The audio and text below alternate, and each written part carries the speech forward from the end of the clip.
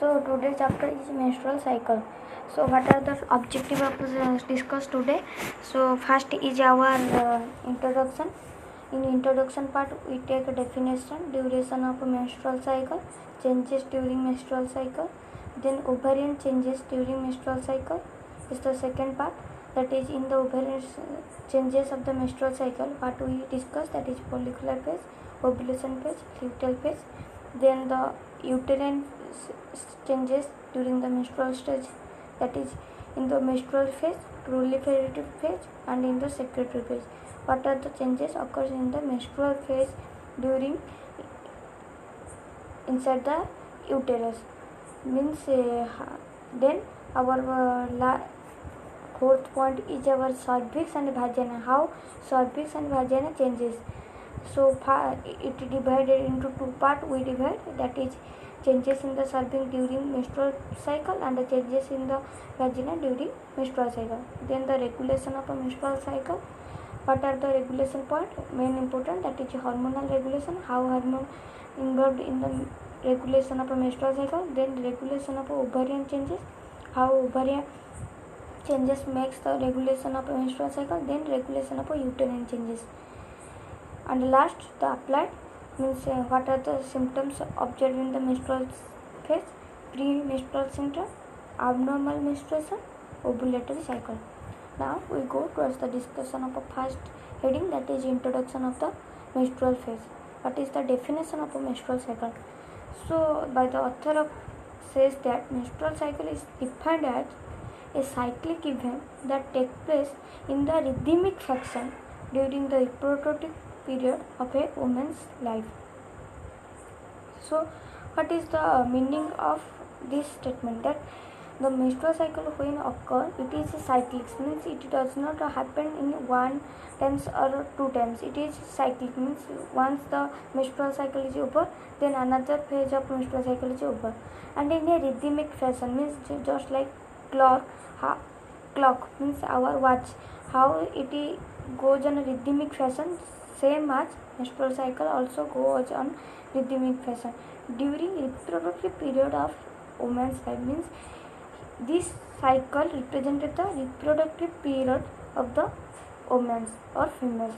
Then how much time it starts? It starts from 12 to 15 hours, and from which means 12 to 15 years. Means menstrual cycle starts at the age of 12 to 15 years, and this period or this time is known as onset of puberty. Means the woman or the female becomes puberty. Puberty age is come after the 12 to 15 years. Then two terms we discussed, that is menarche and menopause. What is menarche? Menarche means the commencement of menstrual cycle, means the starting of the menstrual cycle, and the ceasing of menstrual cycle is menopause. So we discussed that 12 to 15 years is the menarche period of the menstrual cycle, and 45 to 50 years is the cessation of the menstrual cycle, means stoppage of the menstrual cycle occur, which is at old age, and it is known as menopause. Then the duration of the menstrual cycle. How much time is required to complete a menstrual cycle? That is 28 days average. But some physiological variation, it is also seen that it varies from 20 to 40 days. Then what are the changes during menstrual cycle? What are the changes mainly occur? Mainly we divided into four groups, that is ovarian changes, uterine changes, vaginal changes, and changes in cervix. So in ovarian changes, what happened? Ovarian changes we discuss in mainly three headings. What are they? Mainly two headings, that is follicular phase and luteal phase. Means in the ovary, changes in the ovarian phase of the menstrual cycle, means the changes which we observe or occur in the ovary during menstrual cycle is known as ovarian phase of the menstrual cycle, and it has two parts. One is follicular part, another is luteal phase. And ovulation means release of ovum, where it occurs in between two phases. Then follicular phase. What is follicular phase? Follicular phase is extend from the 5th day of the cycle until ovulation. So, and which ovulation occurs at the 14th day of the menstrual cycle. So first thing we must remember that if I give an example that if a person or if a lady having 28, then the time of ovulation is which day? That is 28 minus 14, that is 14. If it has 30, then what happened? 30 minus 14 means on 16. So in this way you can calculate the ovulatory period of a lady. Then the maturation of ovulation with the development of ovarian follicle takes during this phase. Means follicular phase. What is the function of follicular phase? It makes the ovum mature, and how? By developing the ovarian follicle in the ovary. Then the ovarian follicle. We discuss what is ovarian follicle. Ovarian follicle is nothing but it is a glandular structure present in the cortex of the ovary. Means outside of the ovary. Means ovary has a two part. One is cortex and another is medulla, which is inner. Cortex is outer. So ovarian follicle mainly present on the cortex of the ovary, and it contains epithelial cells, which is known as granular cells. Means each follicle consists of the ovum surrounded by epithelial cell called as granular cell. Means all the follicle contain the ovum and it is surrounded by or protected by epithelial cell, which is known as granular cell. Then the follicle, ovarian follicle, is matured into the ovarian follicle is developed or differentiated into mature follicle by 4 phases. What are the different 4 phases or different follicle? That is primordial follicle, primary follicle, vesicular follicle, mature follicle or Graafian follicle. What is primordial follicle? Pre means first. Pre means first modial follicle. Means at the time of puberty, both ovaries contain 400,000 of primordial follicle. First thing which is important for exam and also entrance, that is at the puberty time, how much amount of primordial follicle is present in the ovary? That is 400,000. And each primordial follicle having diameter about 15 to 20 micron and contain the ovum which is about 10 micron. Then it is all about the external feature of the then we go towards the ovum. Means the primordial follicle, which each primordial follicle which contain the ovum has incompletely surrounded by granular cells, and these cells, what are the function of this cell? To provide nutrition to the ovum during childhood. So that is the function of a granular cell in first point. The second point of the function is that it is secrete oocyte maturation inhibiting factor. What does mean oocyte maturation inhibiting factor? Oocyte means ovum, maturation means development, inhibiting means do not encourage to develop, means it is inhibited factor. Means due to this cell present in the ovum or primordial cell which secrete a chemical. This chemical is known as oocyte maturation inhibiting factor, which what is the function? It causes the ovum in the immature stage that all the ova present in the ovary, means all the ovum present in the ovaries are formed before birth. No new ovum is developed after birth. That is the thing. And these ovum are not in active stage before birth because of the presence of a factor which is released by the granular cell. Then we go towards at the onset of the puberty. When puberty comes, then what happened?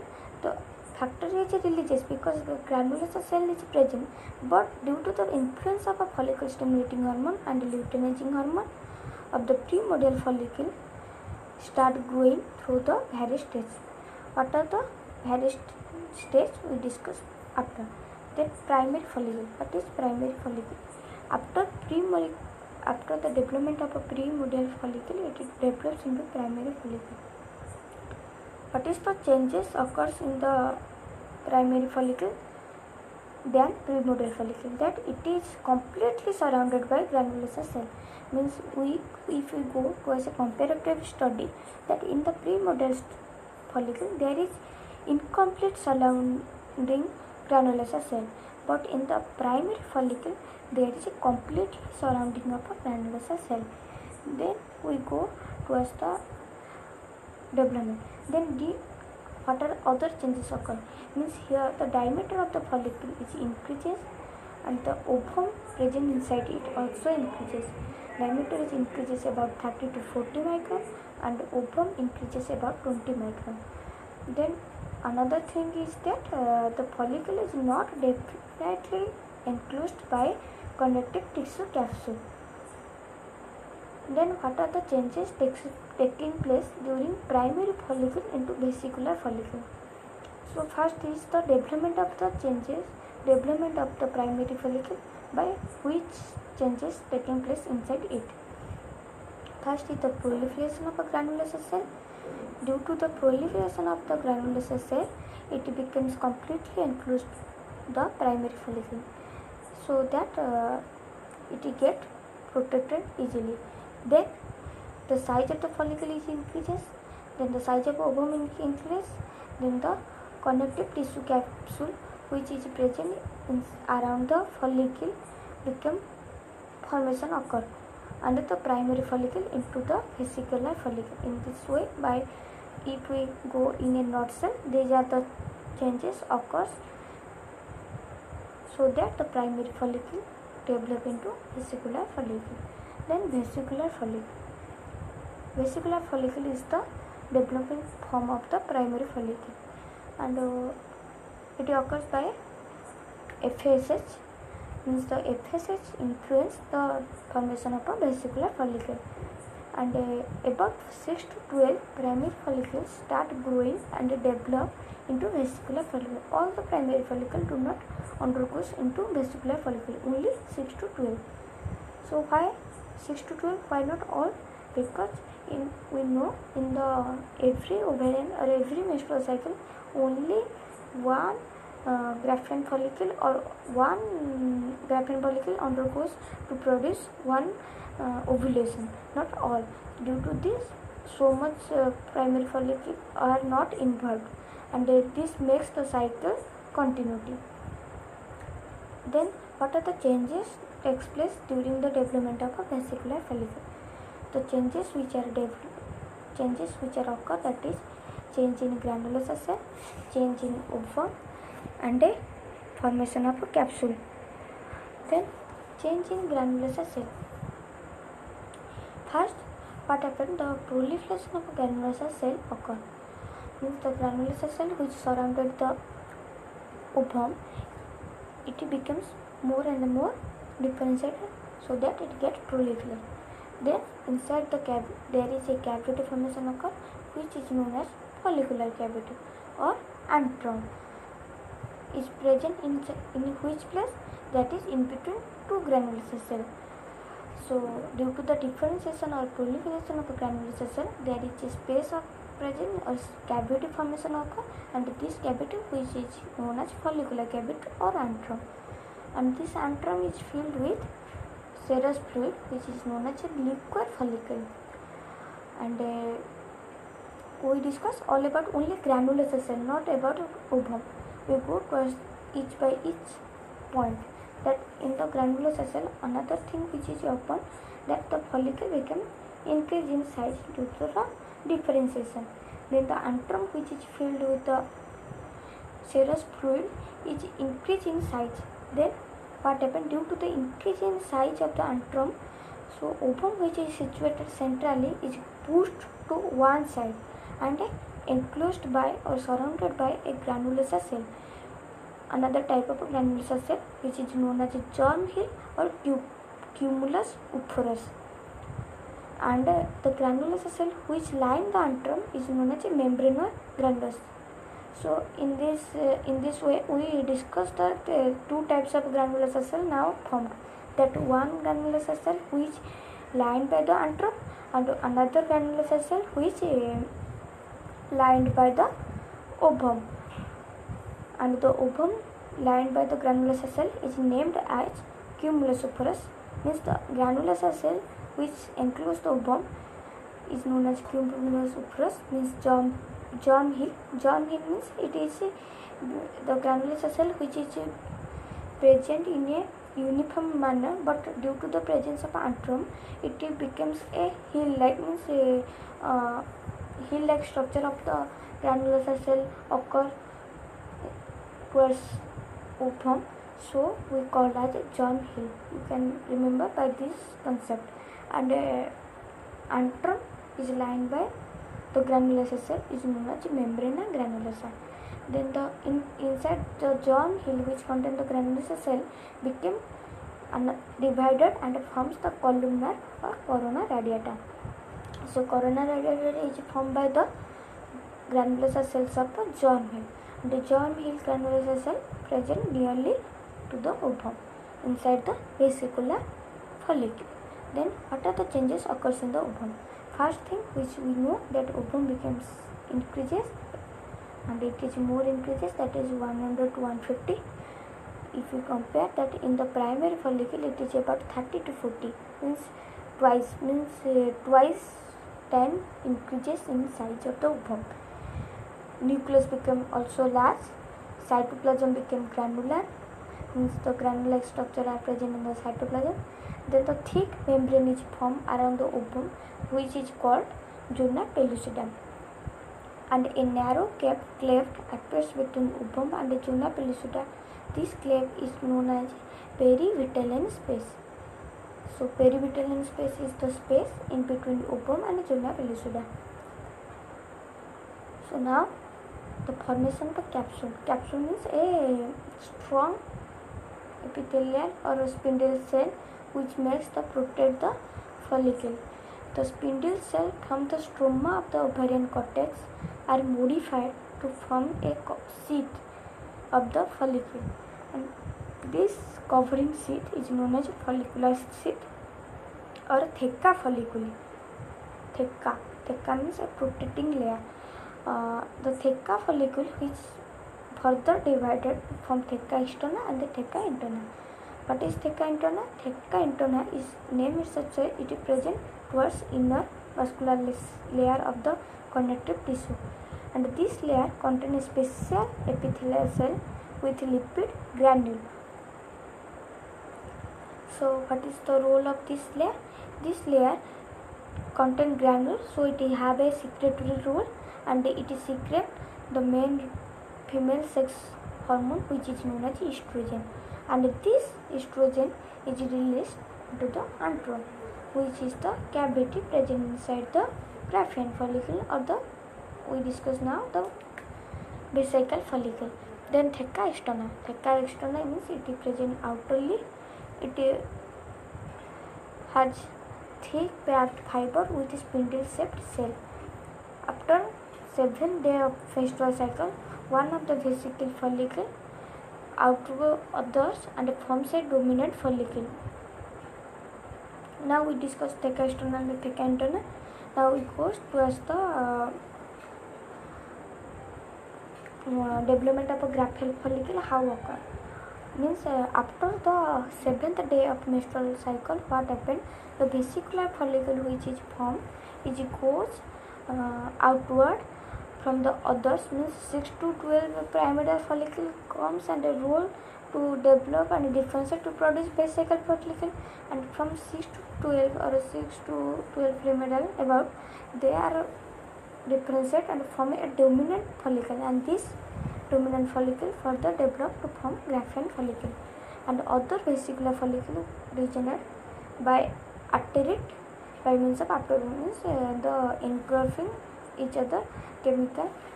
So in this way our Graafian follicle is formed. Now the Graafian follicle is mature ovarian follicle. It is the mature ovarian follicle. From this we go towards the ovulation. So why it is named as Graafian?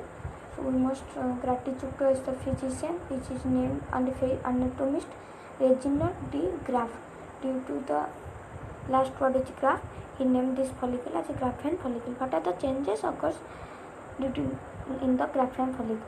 The follicle increase about 10 to 12 millimeter and it extends through the whole thickness of ovarian cortex. At one point the follicle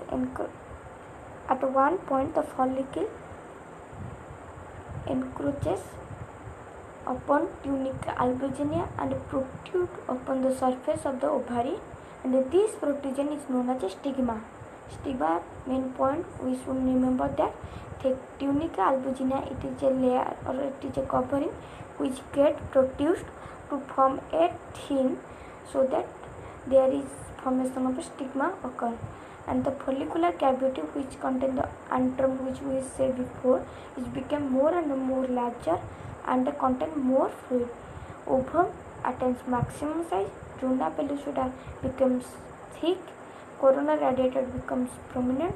What is corona radiata, which we discussed, that corona radiata is a developed form of germ hill cell, so it becomes also prominent.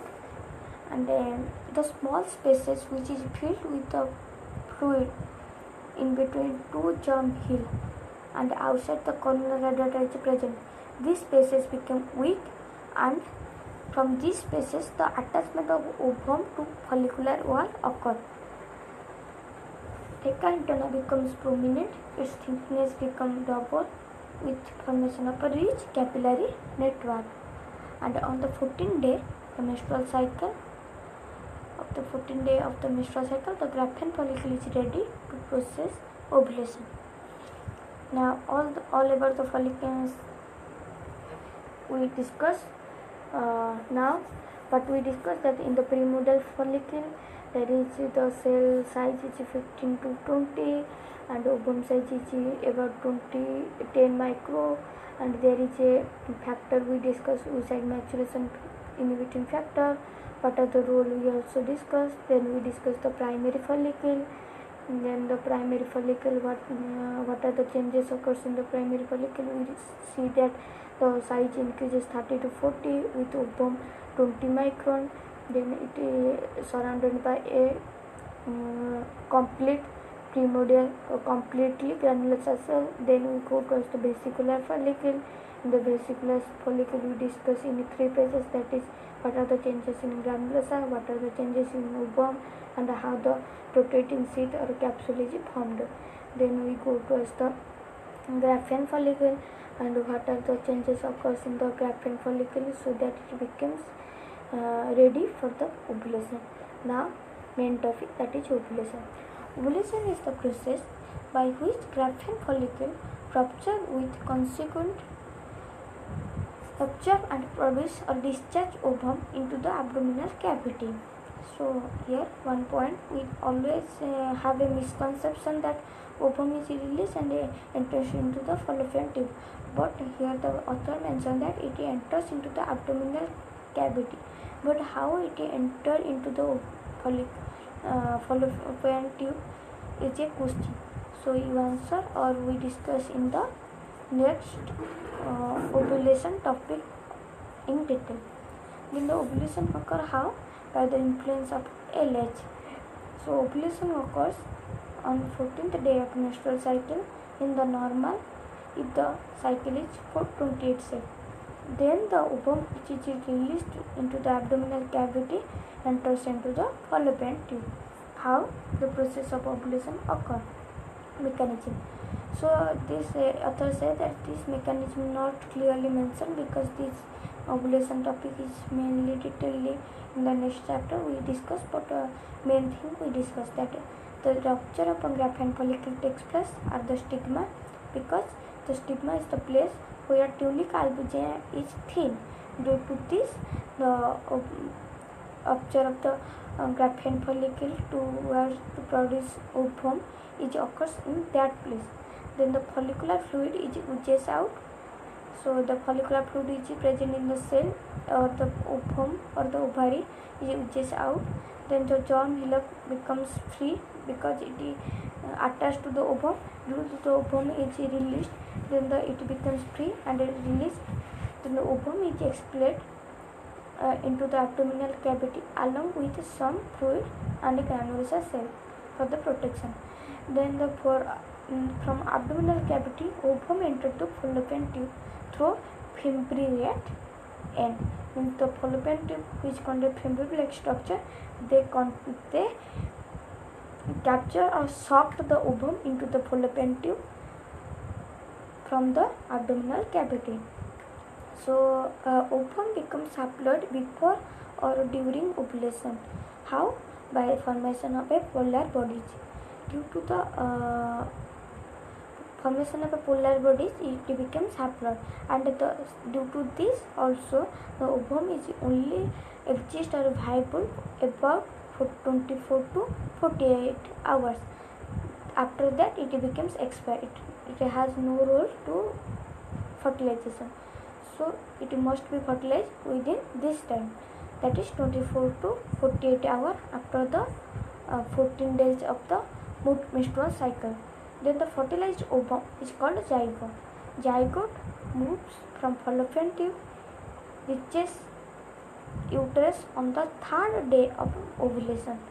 Means after ovulation occurs, after the 3 days, that is in the 14 days, 14 plus 3, that is in the 17th day, the zygote becomes reach the uterus, and it implanted on the uterine wall on the 6th or 7th day. Means if the 14 days occur in the ovulation, then the after 6th or 7th days, means that is 20 or to 21 days, the ovum becomes implanted with the uterine wall. If the fertilization does not occur, ovum degenerate, and only one ovum is released from one of the ovary. Always, this is the concept, or this is the principle, is that generally only one ovum is always released from one ovary in one cycle. So luteal phase. Luteal phase is the phase after the ovulation occurs. So luteal phase is extend from 15th to 20th day of the menstrual cycle. During this phase, what happens? The corpus luteum develop, and due to the presence of corpus luteum, it is known as luteal phase. So corpus luteum is what is the what is corpus luteum? Corpus luteum is nothing but it's a glandular structure. It is something, so that is called glandular yellow body, developed from the ruptured Graafian follicle after the release of ovum. Means ovum when released, the Graafian follicle is enter into corpus luteum, and it becomes yellow color. So development of a corpus luteum. How corpus luteum develop? So in the figure you can see here a flow chart was given, that but we discussed first that flow chart, then we go towards the corpus luteum. So first germinal epithelium is present. After the germinal epithelium differentiates from primordial follicle, then primary follicle, then vesicular follicle, then Graafian follicle. After Graafian follicle ovulation, it produces corpus hemorrhagicum. This corpus hemorrhagicum now develop into corpus luteum. It has two choices. If fertilization occurs, then it maintains the pregnancy. If fertilization not occur, it is converted into corpus luteum menstrualis. Now, corpus luteum we discussed, then the development of corpus luteum.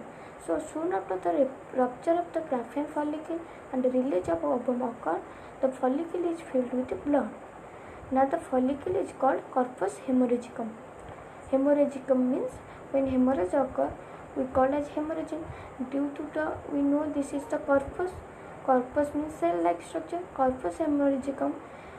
Inside the corpus hemorrhagicum, there is blood which is present, becomes slowly clotting occur, and this corpus hemorrhagicum does not regenerate immediately. Why does not immediately?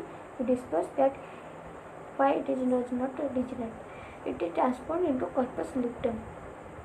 So what happens in the corpus luteum? That the follicular cavity closes gradually by healing, such as when our wound occurs, how the healing process is occur. Same as the cavity becomes closes. Then the blood clots which are formed are replaced into serous fluid, and this serous fluid contains fibrin-like material. And then the corpus luteum obtains a diameter about 15 mm and remains in the ovary till the end of the cycle. In this way, we complete the development of corpus luteum. So corpus luteum is formed from corpus hemorrhagicum, and it contains the fibrin with the serous fluid. Then structure of corpus luteum. What are the structures surrounded by the corpus luteum, or what are the structures present in the corpus luteum? In the corpus luteum, there is granulosa cell, theca interna are transported into lutein cell, and which is called granulosa lutein cell and theca lutein cell. This process of transformation of a granulosa cell and theca cell into lutein cell is known as luteinization. So granulosa lutein cell contain fine lipid granules and yellowish pigment granules. So the yellowish pigment granule give the characteristics yellow color to the corpus luteum. Theca lutein cell contain only lipid granule, not yellow pigment. So yellowish color, why corpus luteum is yellow body? Because of containing this yellowish pigment. So due to this, it has a yellow color. And what is the function of a theca lutein? It contains lipid granules, so that it has a protecting growth plus the corpus luteum. Then the follicular cavity is greatly reduced with a irregular outline, which is filled by serous fluid and the remnants of blood clots. Then due to it is a glandular structure, and corpus luteum we discussed that it is a glandular body, yellow body. So what is the secretion of, what is the hormone which are secreted from this glandular structure of a corpus luteum? So mainly it is a temporary endocrine organ. So main question pick up from this line, that which organ in our body is a temporary endocrine gland? That is corpus luteum, because it is secrete large quantity of progesterone and small quantity of estrogen. The granulosa lutein, which contain liquid material, which secrete the progesterone, and the theca lutein secrete estrogen. So due to this, the corpus luteum secrete both progesterone and estrogen, and the granulosa lutein is more, so progesterone level is more, and the lutein, theca lutein is less, so estrogen level is small. And this occur by the influence of a factor which is known as a luteinizing hormone, or LH. So what is the function of these two hormones? It maintains the pregnancy. If the pregnancy occur or the fertilization occur, then pregnancy occur, corpus luteum will remain active for about 3 months until placenta develops. Means about 3 months there is development, not matured placenta we found. Due to this, it acts as a temporary endocrine organ. Further development of the zygote. So hormones secreted by the corpus luteum during this period maintain the pregnancy. If the corpus luteum is inactive or passed away or removed from the body, then the abortion occurs, and it occurs before 3rd month of the pregnancy. And so that is before placenta start to secreting the hormone. Then what is the fate of corpus luteum? So what is the function? It has two choices. If ovum is fertilized, so it becomes endocrine, temporary endocrine. If not fertilized, then what happens? If fertilization not occur, corpus luteum becomes maximum size about in 1 week after the ovulation.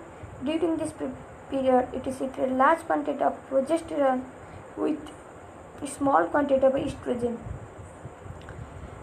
Then it degenerates into corpus luteum menstrualis or a spirulum.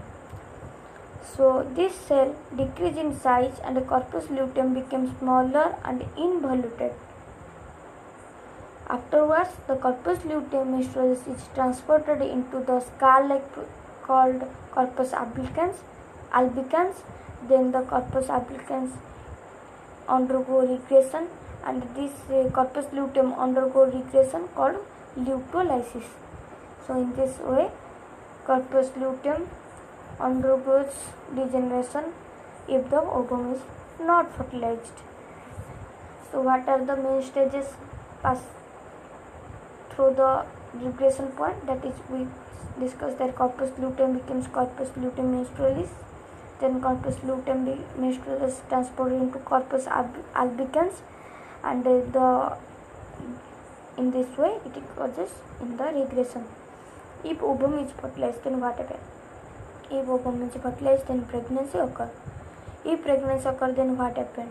Corpus luteum enters into corpus luteum gravidatis or corpus luteum of a pregnancy, and its diameter is about 20 to 30 millimeter, and it remains for 3 to 4 months inside the ovary, and release progesterone and estrogen, which is essential for maintenance of a pregnancy. After 3 to 4 months, placenta starts secreting this hormone. Now the corpus luteum degenerates. Before we discuss how it degenerates in the same process. Then the uterine changes during the menstrual phase. How? What are the changes occurs in the uterus? Now our steps we go towards the uterine changes. Means we discuss all about the ovulation. After ovulation occurs, then the implantation occurs, and the implantation occurs in the uterine section. So we discuss now the uterine changes. So in the menstrual phase, each menstrual phases along with ovarian changes, it has a uterine changes. So what are the uterine changes occurs? We discuss in 3 pages by the author. That is menstrual phase, proliferatory phase, secretory phase. So menstrual phase, what happens? In the menstrual phase, if the pregnancy does not occur, then the endometrium becomes thickened and shedding occurs. Shedding means it undergoes degeneration. This squamata means the tightly packed epithelial lining becomes shedding or become degenerating or becomes in this way you can, I hope you can understand what happened in the if pregnancy does not occur. Then this squamated endometrium is expelled out through the vagina along with blood and tissue. Means due to the degeneration occurs, then those material, those destroying or destructive material are excreted or disposal occur through what? Through vagina, and it also contains the blood and the tissue plate, because we do know that degenerating material, the corpus luteum or the material contain blood and a tissue plate, so it passes or expelled through the vagina. This process of sending or exist through the exist of uterine lining along with blood and a fluid is called menstrual bleeding. So menstrual bleeding is mainly stay for 4 to 5 days. Means the shedding material, blood, tissue fluid of the uterus are released from uterus into vagina, and it remains about 4 to 5 days, and the process is known as menstrual bleeding. This period is called menstrual phase or menses or emenia or catamenia or menstrual phase period. So the bleeding, the day when bleeding start is considered as first day of a menstrual cycle. After the day of bleeding, first day of bleeding, then the 2 days before the onset of bleeding, that is known as, that is on the 26th or 27th day of previous cycle. This is a sudden reduction of a release of estrogen and progesterone from ovary. Decreased level of these two hormones influence the starting of the menstrual cycle. So what happened? That a cycle which is continuing previously, that is last about 28 days or 27th or 26th day, when the last day of the, before the last day, there is before 2 days before the onset of bleeding, there is sudden sudden reduction or stoppage of the release of estrogen and progesterone occur, and this makes the new cycle beginning. Then what are the changes in the endometrium during menstrual phase? Means the bleeding phase. Due to the lack of estrogen and progesterone, there is sudden involution of endometrium occur. Means endometrium becomes degenerate. It leads to reduction of the thickness of the endometrium, that is about 65% of the original thickness. If the original thickness is 100 millimeter, then it becomes the 65 millimeter of the thickness becomes desquamous or shedding occur. During next 24 hours, the tostous blood vessel or the spiral artery which are supplied into this endometrium undergo severe constriction. So endometrial vasoconstriction occur. Due to these three, why vasoconstriction occur? Because the shedding of endometrium or involution of endometrium, action of a vasoconstrictor substance like prostaglandin, mainly prostaglandin. We know that dysmenorrhea means the painful menstrual cycle is mainly occurred due to the hormone which is known as a prostaglandin, which released from the tissues of this endometrium. Sudden lack of estrogen and progesterone. These important 3 points are main cause of the severe constriction of the tostous blood vessel or a spiral artery which supply to this endometrium. Then the vasoconstriction which occur leads to hypoxia. Hypoxia means low oxygen level, which result into necrosis of the endometrium. Means blood supply to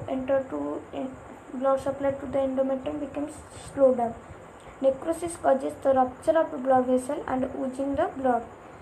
Outer layer of the necrotic endometrium is separated and pass out along the blood. So outer layer of the endometrium means the layer which facing inward, means our uterus, the most innermost layer, that is endometrium layer. The outermost endometrium layer becomes pass through the blood because there is no blood supply occur. Why? Because the blood vessel becomes necrotic, and this process will continue about 24 to 36 hours, means one day or about 2 days. Within 42 hours after the reduction of secretion of estrogen and progesterone, the superficial layer of the endometrium are completely shed out. This discomforted tissue and the blood of the endometrial cavity initiate the contraction of the uterus, and this uterine contraction expels the blood along with uterine tissue towards the exterior through the vagina. So what are the normal blood expelled? That is about 35 ml to 35 ml. This is the serous fluid blood. The blood clots as soon as it oozes into the uterine cavity. Fibrinolysin causes lysis of the clot. So fibrinolysin is a metal which present inside the uterine cavity, which are the main important role which does not give to clotting this much amount of a blood, and so that the lysis of clot occur, so that the expelled menstrual fluid does not clot. However, in the pathological condition of the uterus, the lysis of a blood clot does not occur, so the menstrual fluid comes out with a blood clot. Now, the menstrual stop means the menstrual bleeding phase or the menstruation cycle period stops between 3rd to 7th day of the menstrual cycle. At the end of the menstrual cycle, the endometrium thickness about 1 millimeter, and it leads to the formation of the proliferative phase. Now, our second thing is the proliferative phase. What are the changes occurs in the proliferative phase? In the proliferative phase, it extends from the 5th day to 14th day. So This time is known as proliferative time. Means in this phase what happened, we discuss that in the proliferative phase the endometrium, only thin layer of endometrium remains, as most of the endometrium stroma is disconnected. It is present in between the stopping of the menstruation and the day of ovulation. In the follicular phase, the endometrium cell becomes proliferate rapidly. Epithelium reappears on the surface of the endometrium with first 4 to 7th day.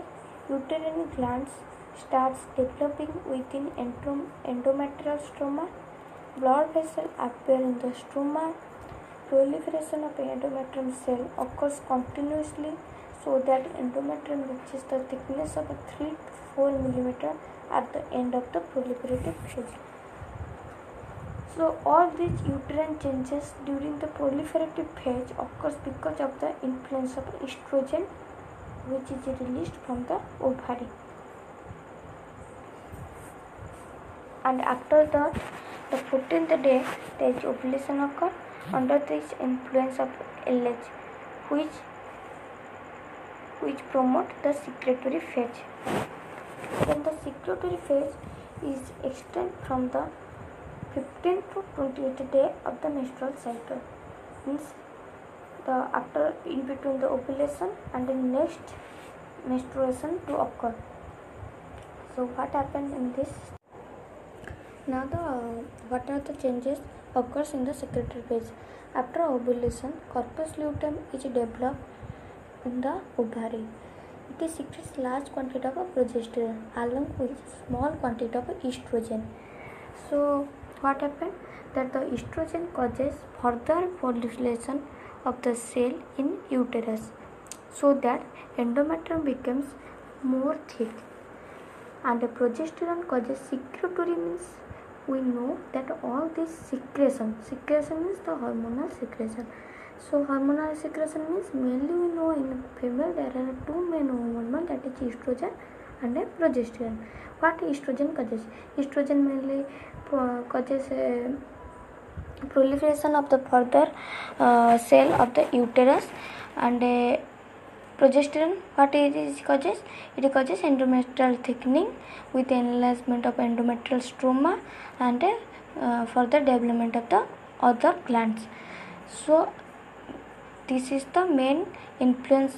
So under this influence of progesterone, endometrium gland commence, means they start their secretory function, and they changes, and many changes occurs this endometrium before commencing the secretory function. So what are the influence of the progesterone for the secretion of the endometrial cells or endometrial cells of the uterus?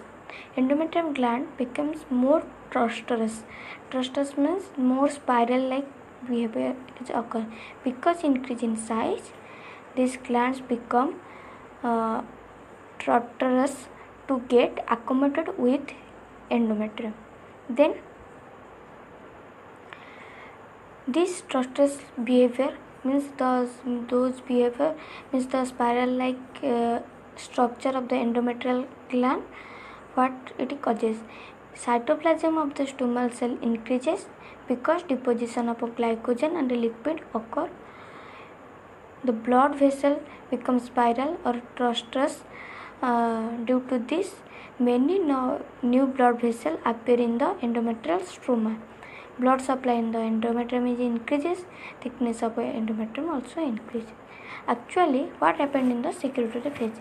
Secretory phase is the preparatory phase or preparatory period during which uterus is prepared for the implantation of the ovum.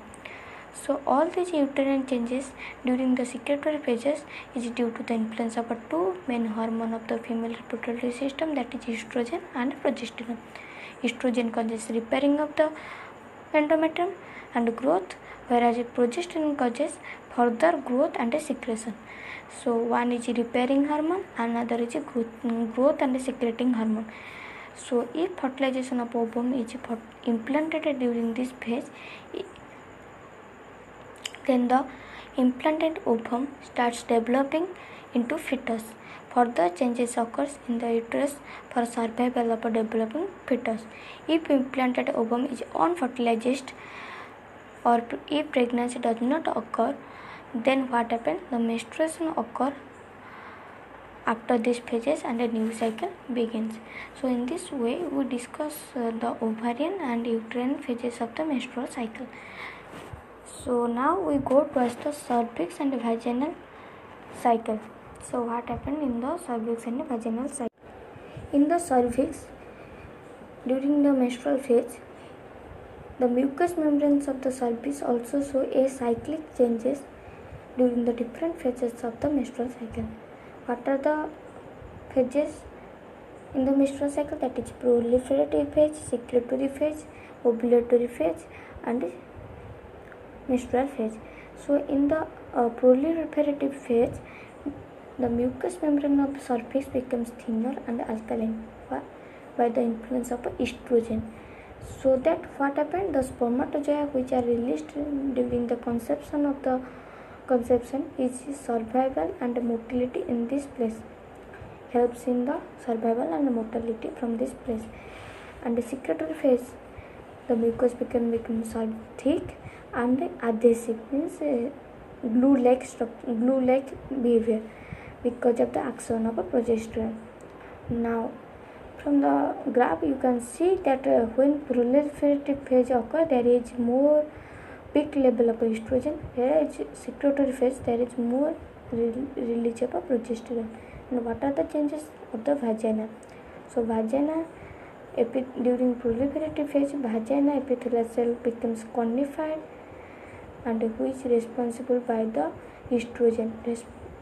In the secretory phase, vaginal epithelium proliferates due to the action of progesterone and which helps in the infiltrate with leukocyte. These two changes increase the resistance of the vagina for infection. Leukocyte WBC is mainly phagocytic behavior and which helps in the infection protection. So we discuss all the mechanism of a menstrual cycle. Now we go towards the regulation of a menstrual cycle in next part. So in a regulation, what are the main phases? Means the regulation is mainly occur by the hormones. So regulation of a menstrual cycle is a complex process. It is well organized or systematic. It is carried by a systematic manner. So the regulatory system is highly integrated because it is integrated with the hypothalamus, anterior pituitary, with ovary and the growing follicle present in the ovary. So in all the whole scenario of the growing follicle has a vital role to play this menstrual cycle. So what are the hormones? First thing we discuss for the regulation, mainly the hypothalamic hormone, anterior pituitary hormone and ovarian hormone. So these are regulated by a system known as hypothalamo pituitary ovarian axis, means hypothalamic release, pituitary release and ovary also release the hormones for the regulation. The hormone related to hypothalamus is gonadotropin releasing hormone, anterior pituitary is follicle stimulating hormone and luteinizing hormone, and ovarian follicle is estrogen and progesterone. So all these hormonal level during menstrual cycle is shown by a graph, and you can see from this graph that the gonadotropin releasing hormone, that is GnRH, released from the hypothalamus triggers the cycles changing during the menstrual cycle by stimulating the follicle stimulating hormone and LH, so that the event can occur simultaneously. And the gonadotropin, what are the function of a GnRH? It mainly two factors. It depends on two factors, that is the psychological factor and the ovarian factor. Psychological factor means external factor. What is that? That is which act on the hypothalamus by cortex and many other brain centers. Whereas ovarian changes is the feedback effect of the ovarian hormones. So these two factors helps or regulate the hypothalamic hormone. So anterior pituitary how regulate by releasing follicle stimulating hormone and luteinizing hormone directly modulate the ovarian or uterine changes or by indirectly. So follicle stimulating hormone is mainly responsible for the requirement or growth of immature ovarian follicle. Follicle itself says that it stimulates the follicle for the development, whereas LH luteinizing hormone is named by the corpus luteum, which triggers the ovulation and maintain the corpus luteum. So its name itself shows that its function. Then the secretion of LH and FSH under the influence of GnRH, which we discussed. Then the ovarian hormone, which are the estrogen and the progesterone. The progesterone and estrogen, which are secreted from the follicle and the corpus luteum, show many important role in the menstrual cycle. Ovarian follicle, large quantity of estrogen is produced and the corpus luteum release more amount of progesterone. So estrogen function is peak twice time. How? Once on the follicular phase just before the ovulation. Then another point is on the other hand, the progesterone is virtually absent during the follicular phase till prior to ovulation, and another is in the luteal phase. In the luteal phase, also estrogen level is increases. So estrogen level is secretion becomes peak twice in each cycle, means once in the before the ovulation and the second is the during the luteal phase. On the other hand, for progesterone virtually absent during the follicular phase, means there is no role in the progesterone in the follicular phase. You can see from the diagram, and there is another thing which is mainly that it is mainly responsible for ovulation, critical role during luteal phase. Its main function is on the luteal phase. Then the estrogen is responsible for the growth of the follicle, because both the steroid together produce changes in the uterus, cervix and vagina. Steroid means these are the estrogen and the progesterone. Now both the ovarian hormones under the influence of FSH and LH by the GnRH, in addition to the ovarian hormone, regulate this whole cycle. So now we discuss that how ovarian changes regulated in the follicular phase. The biological clock, that is our pineal gland, or the responsible for the trigger of the events, is the pulsatile secretion of a gonadotropin releasing hormone at about every 2 hours. Pulsatile means the continuous release of the GnRH simultaneously secrete the FSH and LH of the anterior pituitary. This LH induces the synthesis of androgen from theca cells of the growing follicle. Means LH is mainly responsible for the secretion of androgen. Androgen, we know, the male sex organ, from which that every follicle we before study that theca external, theca internal, which are present outside, they are release the androgen. Whereas FSH, what is the function? It is mainly promote the aromatase activity. Estrogen, which exert double feedback, that is initial the estrogen secretion is moderate, that is it exert negative feedback on gonadotropin releasing hormone, means they do not enhance the release, means the release of a secretion of a GnRH is inhibited, but later it leads to decrease in the secretion of the FSH and LH. So, but later period of the follicular phase, when large amount of estrogen is released, it is secreted by the maturing follicle, which exert a positive feedback effect on the GnRH, which leads to the secretion of a GnRH increase, and it also further increase the FSH and LH. In turn, it mainly facilitate for the growth of the Graafian follicle. In addition to estrogen shows a follicular following action, that is what two things, that is FSH and LH receptor which are present on the granulosa cell.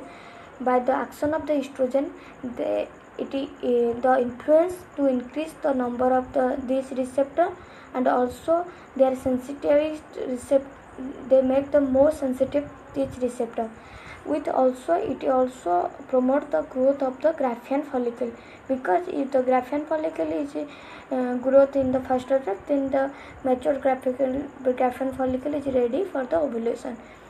And the LH, what is its function? Mainly to provide the final touch, means when the final touch means the last touch of the Graafian follicle, means to compensate with the maturity of the Graafian follicle, so that it is stimulate the secretion of estrogen, and at the same time it is stimulate the theca cell to produce progesterone, so that ovulation occurs easily. So main hormone for the ovulation is our LH. Without LH ovulation does not occur, and because without LH there is no FSH, and if there is not large amount of FSH, then there is ovulatory surge. There is a follicle of the Graafian follicle do not mature enough for the ovulation. So the need of excessive secretion of LH for the ovulation is known as ovulatory surge.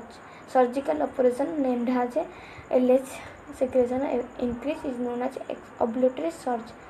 Prior to ovulation, large quantity of LH secreted, and this LH is have positive feedback, means it has a role to when the LH level is increases, then it causes a effect on the hypothalamus to produce more and more gonadotropin releasing hormone. Then what are the function? What are the role of LH? Ovarian changes during luteal phase depend upon the LH. Means it induces the development of a corpus luteum from the follicle by converting the granulosa cell into lutein cell. It also converts the corpus luteum to secrete progesterone and estrogen, and also maintain the corpus luteum. So all this function is related to the corpus luteum. So its name itself says it is a luteinizing hormone, means it have a role for the development and maturation of the lutein corpus luteum, for the secretion and maintenance of the corpus luteum. In the role of FSH is nothing but a critical role, but a simple role, that it main thing maintain the secretory function of the corpus luteum. Also it mainly stimulate the lutein cell to release the inhibin. Inhibin means it inhibit the FSH secretion, means it have a negative role on its role. So progesterone and estrogen secreted from the corpus luteum inhibit the secretion of FSH and LHS from the arterial pituitary by negative.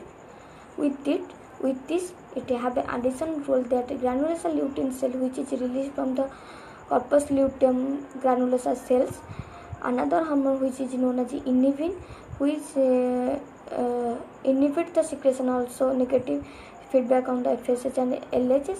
And in the absence of FSH and LHS, corpus luteum maintained and it becomes inactive. Finally, the corpus luteum regress by means of a luteolysis, which we discussed before. So the progesterone and estrogen level are not available. So due to this absence of a progesterone and estrogen level, the GnRH level also increases, because it have a negative role. GnRH stimulates the FSH and LHS from the anterior pituitary, and in this way new cycle begins. Then what are the regulation occurs in the uterine phase? In the uterine phase, there is the estrogen, which mainly repair the endometrium damage in endometrium. How?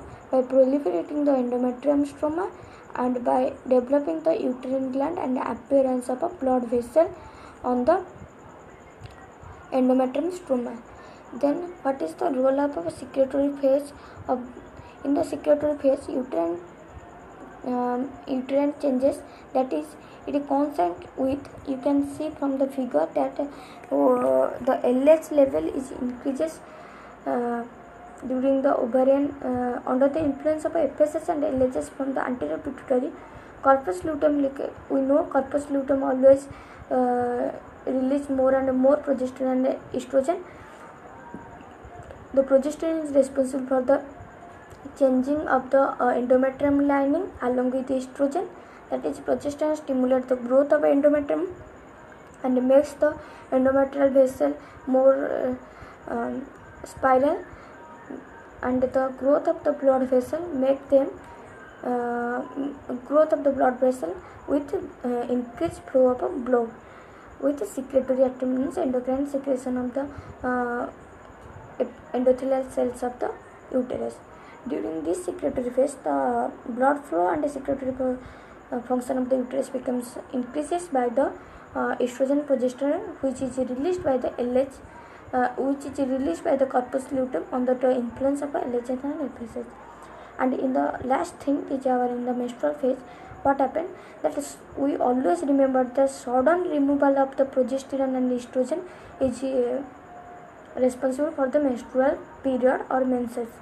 So if every if the anovulatory cycle is occur if the progesterone level is low. During the last 2 days of the secretory phase, 2 days prior to the menstruation, the secretion of a large quantity of progesterone estrogen from the corpus luteum is inhibited by the negative feedback of FSH and LH. In the absence of LH and FSH, the corpus luteum becomes inactive and it becomes degenerated, so that progesterone level suddenly goes down, which makes the menstrual bleeding. So lack of the ovarian hormone causes release of gonadotropin once again from the anterior pituitary, which result in the further development of the new follicles of ovary and the new cycle is formed. So in this way we discuss all this about the regulation of the uterine and ovarian cycle of the menstrual cycle. Now we go towards the applied. So applied is mainly the abnormal menstruation. It is divided by the physiological factor into 3 phases, that on the menstrual cycle time, before the menstrual cycle time, then the abnormal if the menstrual occur, then what happened, then all the menstrual cycles occur perfectly but there is no ovulation. So first thing we discuss that on the menstrual time what are the symptoms present. That is, unpleasant symptoms, mainly discomfort appears many women during this phase because of the hormonal withdrawal, leading to cramps of the uterine muscle before and during the menstrual phase. So what happened, mainly commonly symptoms which we discuss that abdominal pain occur because of the abdominal uterus cramping, then dysmenorrhea occur because of the prostaglandin, headache occur because of the hormonal disturbance, occasional nausea and vomiting also occurs by the pain, then irritability, depression, migraine means the neurological disorder, means the headache like symptoms or the throbbing pain on one pointed side of the head, or then premenstrual syndrome. Premenstrual syndrome is a many question from this symptom, and it is very clinically we saw on the menstrual lady, because it is mainly occurs in the several due to the it is a modern disease, and it is due to the premenstrual stress syndrome. It is also known as premenstrual cell or premenstrual tension also called, and it occurs last for about 4 to 5 days prior to menstruation. Means if the menstruation occur at 1 April, then before May 30 to May 25 to 30, the symptoms are occur. For example, symptoms appear due to the salt and water retention caused by estrogen, and this symptom is occurs due to the mainly stress. In this type, then what happened, that mood swings occur, anxiety occur, irritability occur, emotional instability occur, depression occur, constipation occur, abdominal cramping occur, bloating occur, means abdominal swelling, flatulency, that type of symptoms are found this syndrome.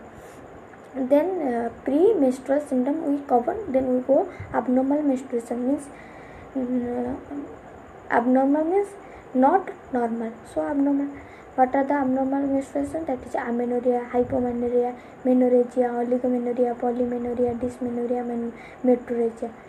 So first thing we discuss that amenorrhea, absence, hypo, decrease, absence of menstruation, decrease menstrual bleeding, menorrhagia, rhagia means bleeding, hagia means bleeding, like it is termed as in bleeding. So excess menstrual bleeding of oligomenorrhea, decreased frequency of menstrual bleeding, means if it is about 3 to 7 days bleeding occur, but if it is 1 to 2 days, then oligomenorrhea. Polymenorrhea, increased frequency of menstruation. Dysmenorrhea, that is menstruation with pain, which is mostly found in many female.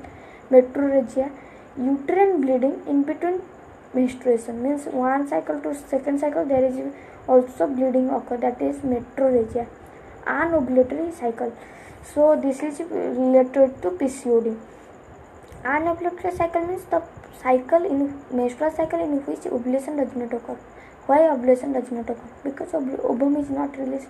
Why ovum is not released? We know ovum is released due to the influence of estrogen, progesterone, and it is mainly occurs during the puberty and few years before the menopause.